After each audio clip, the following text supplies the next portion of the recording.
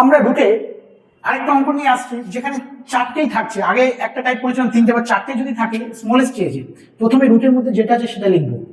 12 আছে 12 লিখবো, 3 আছে 3 লিখবো, 4 আছে 4 লিখবো, 5 আছে 5 লিখবো। জাস্ট এটা লিখলেই অঙ্ক শেষ।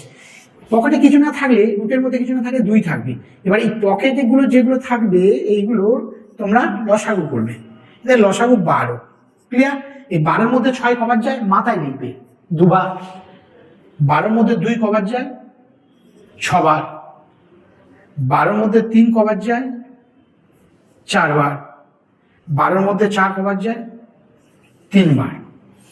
এবার এটা আমার যেহেতু স্মলেস্ট চেয়েছে, আমরা দেখবো 3 6 বার গুণ করলে অনেক বড় হয়ে যাচ্ছে। গুণ করে কত হচ্ছে জানার দরকার নেই, অনেক বড় হবে।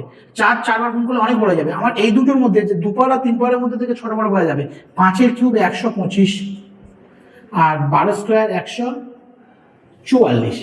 তার 144 বড়, স্মলেস্ট চেয়েছে 144 বড়, তাহলে আমার ছোটটা নিতে হবে 125। মানে অ্যান্সার হবে এটাই। কত শর্ট টিপসে হয়ে গেল।